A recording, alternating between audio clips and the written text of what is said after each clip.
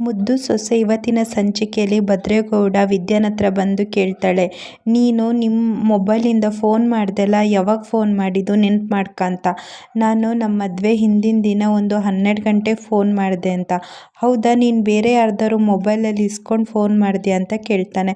ಇಲ್ಲಪ್ಪ, ನಮ್ಮ ಹಟ್ಟಿಲೇ ಮೊಬೈಲ್ ಇತ್ತಲ್ಲ, ನಮ್ಮ ಅಪ್ಪನ ಮೊಬೈಲಿಂದನೇ ಒಂದು ರಾತ್ರಿ 12 ಗಂಟೆಗೆ ಫೋನ್ ಮಾಡಿದೆ ಅಂತ ಹೇಳ್ತಾರೆ. ಹೌದಾ, ನೀನು ಲೋಕಿ ಮೊಬೈಲಲ್ಲಿ ಫೋನ್ ಮಾಡಲಿಲ್ವಾ ಅಂತ ಕೇಳ್ತಾರೆ. ಲೋಕಿ ಅಂದರೆ ಯಾರು? ಲೋಕಿ ಅಂತ ಹೆಸರೇ ನಾನು ಕೇಳಲಿಲ್ಲಲ್ಲ ಅಂತ ಹೇಳ್ತಾನೆ. ಅಷ್ಟೊತ್ತಿಗೆ ಭದ್ರೇಗೌಡಂಗೆ ಆಶ್ಚರ್ಯ ಆಗುತ್ತೆ. ನೋಡಿದರೆ ಲೋಕಿ ಅವನ ಮೊಬೈಲಲ್ಲಿ ವಿದ್ಯಾ ಫೋನ್ ಮಾಡಿದ್ಲು ಅಂತ ಹೇಳ್ತಾರೆ. ಆದರೆ ನೋಡಿದರೆ ವಿದ್ಯಾಂಗೆ ಲೋಕಿ ಯಾರೇ ಗೊತ್ತಿಲ್ಲಲ್ಲ.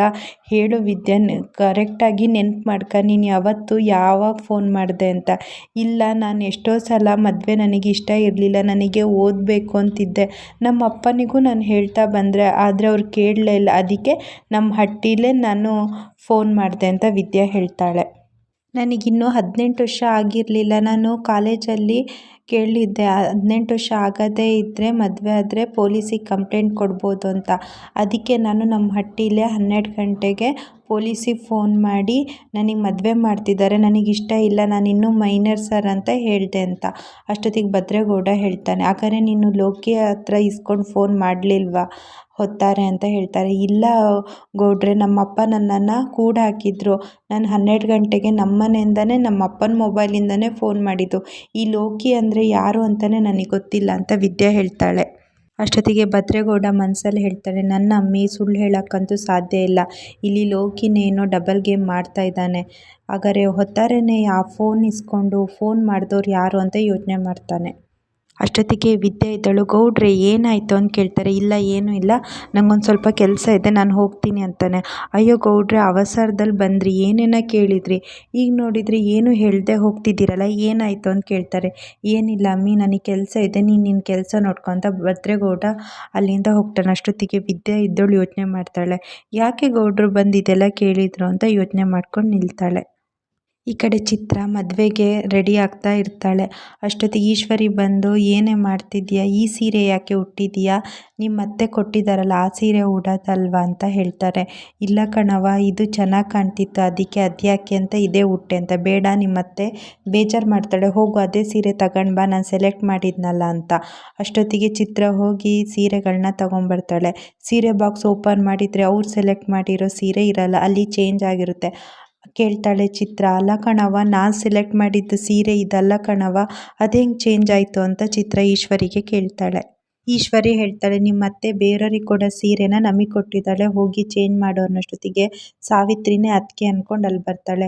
ಚಿತ್ರನೇ ನಿನ್ನ ರೂಮ್ ಹತ್ರ ಬರೋಣ ಅಂತಿದ್ಲು, ನೀನೇ ಬಂದಿದ್ದು ಒಳ್ಳೇದಾಯಿತು. ಈ ಸೀರೆ ನೋಡು, ಯಾವುದೋ ಬೇರೆದು ಕೊಟ್ಟಿದ್ದೀಯ ಅಂದಾಗ, ಇಲ್ಲ ಅದಕ್ಕೆ ನಾನೇನೇ ಇದನ್ನೇ ಸೆಲೆಕ್ಟ್ ಮಾಡಿದ್ದು, ನೀವು ತಗೊಂಡಿದ್ರಲ್ಲ, ಲಾಸ್ಟಿಗೆ ಬಿಲ್ ಮಾಡಿದಾಗ ಒಂದೊಂದು ಸೀರೆ 1 ಲಕ್ಷ ಇತ್ತು, ಅದಕ್ಕೆ ನಾನು ಕಮ್ಮಿದು 5-6 ಸೀರೆದು ಸೆಲೆಕ್ಟ್ ಮಾಡಿದೆ ಅಂತ ಸಾವಿತ್ರಿ ಹೇಳ್ತಾಳೆ. ಅದು ಅಲ್ಲದೆ ನಾವು ಹಟ್ಟಿಲಿ ಇದು ಸಿಂಪಲಾಗಿ ಮಾಡ್ತಿರೋದಲ್ವ ಅಂತ ಕೇಳ್ತಾರೆ. ಅಷ್ಟೊತ್ತಿಗೆ ಚಿತ್ರ ಇದ್ದವಳು, ನಾನು ಅದನ್ನು ಆಸೆ ಪಟ್ಟು ತಗೊಂಡಿದ್ದೆ, ನೀವು ಹಿಂಗೆ ಮಾಡಿದ್ರಲ್ಲ ಅಂದಾಗ, ಅಣ್ಣ ಇದು ಯಾವುದು ಬೇಡ ಅಂತ ಹೇಳಿದ್ದ, ಆದ್ರೂ ನಾನೇ ನನ್ನ ಮಗಳು ಖುಷಿಗೋಸ್ಕರ ಈ ಸೀರೆ ಒಡವೆ ಶಾಪಿಂಗ್ ಅಂತ ಮಾಡಿಸಿದ್ದು ಅಂತ ಸಾವಿತ್ರಿ ಹೇಳ್ತಾಳೆ. ಇನ್ನೂ ವಿನಂತಿ ಹೊರಡಿಲ್ಲ, ವಿನಂತಿಗೆ ಇನ್ನೂ ಅಲಂಕಾರ ಮಾಡಬೇಕು, ನಾನೇ ಹೋಗಿ ಅಲಂಕಾರ ಮಾಡಬೇಕು, ನಾನು ಬರ್ತೀನಿ, ಚಿತ್ರ ಬೇಗ ಬಾ ಅಂತ ಹೇಳಿ ಆ ಕಡೆ ಸಾವಿತ್ರಿ ಹೋಗ್ತಾಳೆ. ಚಿತ್ರ ಹೇಳ್ತಾಳೆ, ನೋಡು ನಿನ್ನ ನಾದ್ನಿ ಹೇಗೆ ನಿಂಗೆ ದೊಡ್ಡ ಬಹುಮಾನ ಕೊಟ್ಲು, ಇನ್ನು ಭದ್ರೇಗೌಡ ಇನ್ನೂ ಅವಳು ಮಗಳಿಗೆ ತಾಳಿನೇ ಕಟ್ಟಿಲ್ಲ, ಅಷ್ಟು ಬೇಗನೆ ಇವಳು ಎಷ್ಟು ಅಧಿಕಾರ ಚೆಲ್ತಾ ಇದ್ದಾಳೆ, ಇನ್ನೇನಾರು ಅವಳು ತಾಳಿ ಕಟ್ಬಿಟ್ರೆ ತಿನ್ನೋ ಅನ್ನಕ್ಕೂ ಲೆಕ್ಕ ಹಾಕ್ತಾಳೆ ಅಂತ ಹೇಳ್ತಾಳೆ ಚಿತ್ರ. ಇವಳು 2 ತಲೆ ಹಾವು ಅನ್ನೋದರಲ್ಲಿ ಯಾವುದೇ ರೀತಿ ಅನುಮಾನ ಇಲ್ಲ ಅಂತ ಚಿತ್ರ ಹೇಳ್ತಾಳೆ.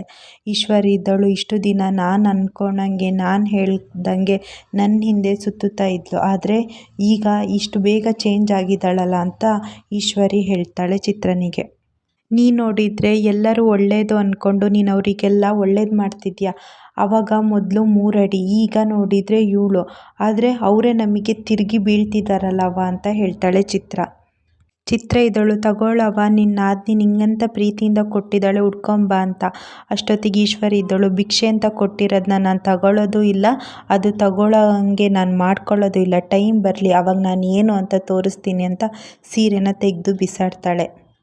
ಭದ್ರಗೌಡ ಬಂದು ಲೋಕಿ ಹತ್ರ ಹೇಳ್ತಾಳೆ, ನನ್ನ ಅಮ್ಮಿ ರಾತ್ರಿ 12 ಗಂಟೆಗೆ ಕಂಟ್ರೋಲ್ ರೂಮಿಗೆ ಫೋನ್ ಮಾಡಿದ್ದಾಳೆ, ಲೋಕಿ ಮೊಬೈಲಿಂದ ಮಾಡಿಲ್ಲ ಅಂತ. ಅಷ್ಟೊತ್ತಿಗೆ ಕ್ವಾಟ್ಲೆ, ಏನೋ ಹೇಳ್ತಿದೀಯ ಅಂತಮ್ಮ, ನಮಗೆ ಲೀಸ್ಟ್ ಪ್ರಕಾರ 8 ಗಂಟೆಗೆ ಪೊಲೀಸಿಗೆ ಫೋನ್ ಹೋಗಿದೆ ಅಂತ ಇನ್ಫಾರ್ಮೇಷನ್ ಇರೋದು. ಇದು ಹೇಗಾಯಿತು, ಇದು ಹೇಗೆ ಸಾಧ್ಯ ಆಯಿತು ಅಂತ ಹೇಳ್ತಾರೆ. ಅಷ್ಟೊತ್ತಿಗೆ ಭದ್ರೇಗೌಡ ಹೇಳ್ತಾನೆ, ನಾವೇನಾದ್ರು ಅರ್ಜೆಂಟ್ ಮಾಡಿದ್ರು ಕಣ ಕ್ವಾಟ್ಲೆ, ಪೊಲೀಸಿಗೆ ಫೋನ್ ಹೋಗಿದ್ವು 8:30ಗೆ. ಆಗ ವಿದ್ಯಾ ಮಂಟಪದಲ್ಲೇ ಇದ್ಲಲ್ವ ಕಣ, ಅಷ್ಟೊತ್ತಿಗೆ ಲೋಕಿ ಹತ್ರ ಹೋಗಿ ಫೋನ್ ಮಾಡೋಕ್ಕೆ ಹೇಗೆ ಸಾಧ್ಯ ಆಗುತ್ತೆ ಅಂತ ಭದ್ರೇಗೌಡ ಲೋಕಿಗೆ ಕೇಳ್ತಾನೆ. ಅಷ್ಟೊತ್ತಿಗೆ ಕ್ವಾಟ್ಲೆ ಹೇಳ್ತಾನೆ, ಇಷ್ಟು ದಿನ ಲೋಕಿ ನಮ್ಮನ್ನು ಯಾಮಾರಿಸ್ಬಿಟ್ನಲ್ಲ ಅಂತಮ್ಮ ಅಂದಾಗ, ಅವ್ನು ಯಾಮಾರಿಸಿಲ್ಲ, ಯಾರು ಫೋನ್ ಮಾಡಿಸಿದ್ರೋ ಅವ್ರು ಯಾಮಾರಿಸಿದ್ದಾರೆ. ಇಷ್ಟು ಏನಾದ್ರು ಸಿಕ್ಕಾಕೊಂಡ್ರೆ ವಿದ್ಯಾನ ಮೇಲೆ ಹಾಕಲಿ ಅಂತ ವಿದ್ಯಾನ ಮೇಲೆ ಹಾಕಿದ್ದಾರೆ ಅಂತ ಭದ್ರೇಗೌಡ ಹೇಳ್ತಾನೆ. ಹೋಗಿ ಫಸ್ಟು ಲೋಕಿನ ಎಳ್ಕೊಂಡು ಬಾ ಅಂತ. ಹ್ಞೂ ಅಂತಮ್ಮ, ಅವ್ನು ಎಲ್ಲಿದ್ರು ನಾನು ಕರ್ಕೊಂಬರ್ತೀನಿ. ಇಲ್ದಿಲ್ಲದೆ ತಪ್ಪುನ ಅತ್ಗೆಮ್ಮ ಮೇಲೆ ಹಾಕಿ ನಿನ್ನನ್ನು ಅತ್ಗೆಮ್ಮನ ದೂರ ಮಾಡಿರೋನ ಅವನನ್ನು ಜೀವಂತ ಆಗಿ ಅಥವಾ ಜೀವಂತ ಇಲ್ಲದೆ ಆದ್ರೂ ನಾನು ಕರ್ಕೊಂಬರ್ತೀನಿ ಅಂತ ಈ ಕಡೆ ಕ್ವಾಟ್ಲೆ ಹೋಗ್ತಾನೆ.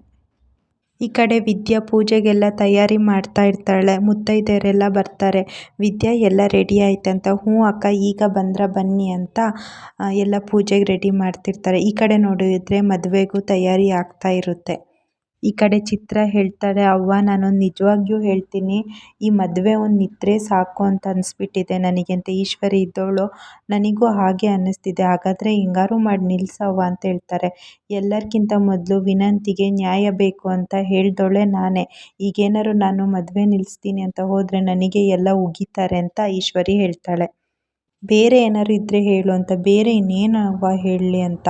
ನಿಮ್ಮ ಅತ್ತೆ ನೋಡು ಈಗೇಗಾರು ಸುಮ್ಮನೆ ಇದ್ದಾಳೆ, ಅವಳು ರಂಗಿನ ಆಟ ನೋಡಿಕೊಂಡು ಸುಮ್ಮನೆ ನಿತ್ಕ ಅಂತ ಈಶ್ವರಿ ಚಿತ್ರಂಗೆ ಹೇಳ್ತಾಳೆ. ಶಿವರಾಮೇಗೌಡ ಚಿಕ್ಕಪ್ಪ ಚಿತ್ರನಿಗೆ ಹೇಳ್ತಾರೆ, ಹೋಗು ವಿನಂತಿನ ಕರ್ಕೊಂಬ ಅಂತ. ಈ ಕಡೆ ಗೋಪಾಲ ಹೋಗಿ ಭದ್ರನ ಕರ್ಕೊಂಬರ್ತಾರೆ. ಈ ಕಡೆ ವಿನಂತಿ ಹಾಗೂ ಭದ್ರೇಗೌಡ ರೆಡಿಯಾಗಿ ಬರ್ತಾರೆ ಮಂಟಪಕ್ಕೆ.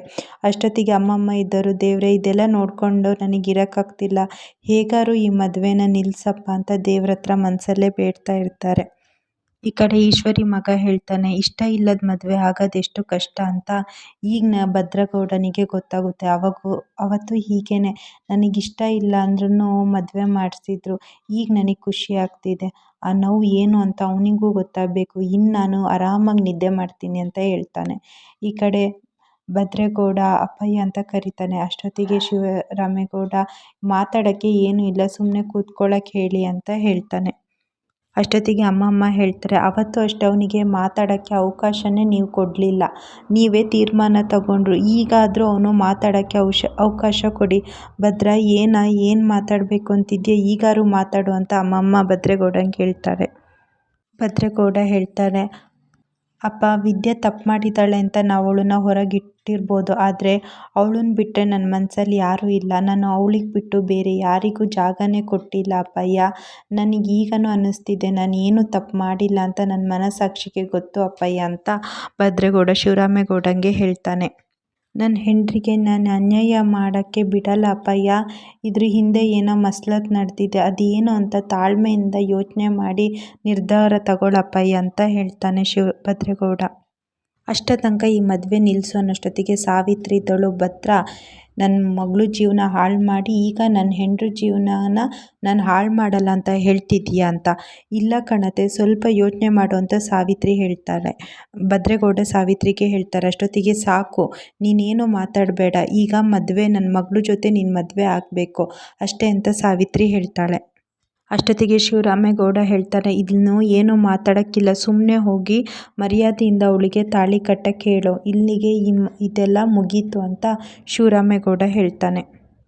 ಆವಾಗ ಭದ್ರೇಗೌಡ ಹೇಳ್ತಾನೆ, ನನ್ನನ್ನು ಕೊಂದುಬಿಡು ಅಪ್ಪಯ್ಯ, ನಾನು ಮಾಡೋದೇ ಇಲ್ಲ ತಪ್ಪಿಗೆ, ಇನ್ನೊಬ್ರ ಜೊತೆ ಜೀವನ ಮಾಡೋಕ್ಕೆ ನನಗಿಷ್ಟ ಇಲ್ಲ. ದಿನ ಕೊರ್ಗೋದ್ಕಿಂತ ನಾನು ಒಂದೇ ಸಲ ಸತ್ತು ಹೋಗ್ತೀನಿ, ನನ್ನ ನೀನೇ ಕೊಂದುಬಿಡು ಅಪ್ಪಯ್ಯ ಅಂತ ಭದ್ರೇಗೌಡ ಹೇಳ್ತಾನೆ. ನನ್ನ ನೀನೇ ಸಾಯಿಸ್ಬಿಡಪ್ಪಯ್ಯ, ಈ ಮದುವೆ ಅಂತೂ ಆಗಲ್ಲ ಅಂತ ಹೇಳ್ತಾನೆ. ಅಷ್ಟೊತ್ತಿಗೆ ಶಿವರಾಮೇಗೌಡ, ನೀನು ಮಾಡಿದ ತಪ್ಪು ನಾವು ಕಣ್ಣಾರೆ ನೋಡಿಬಿಟ್ಟು ಇನ್ನೇನು ನೀನು ತಪ್ಪೇ ಮಾಡಿಲ್ಲ ಅಂತ ಹೇಳ್ತೀಯ ಅಂತ ಕೇಳ್ತಾನೆ. ಅಷ್ಟೊತ್ತಿಗೆ ಭದ್ರೇಗೌಡ ಹೇಳಿ, ನಾನಂತೂ ನನ್ನ ಹೆಂಡತಿಗೆ ಮೋಸ ಮಾಡಿ ವಿನಂತಿಗಂತೂ ತಾಳಿ ಕಟ್ಟಲ್ಲ ಅಂತ ಭದ್ರೇಗೌಡ ಹೇಳ್ತಾನೆ. ಇಷ್ಟು ಇವತ್ತಿನ ಸಂಚಿಕೆಯಲ್ಲಿ ನಡೆದಿದೆ. ಈ ವಿಡಿಯೋ ನಿಮ್ಗೆ ಇಷ್ಟ ಆಗಿದ್ದರೆ ಲೈಕ್ ಮಾಡಿ, ಶೇರ್ ಮಾಡಿ, ಹಾಗೆ ಚಾನಲ್ನ ಸಬ್ಸ್ಕ್ರೈಬ್ ಮಾಡಿ.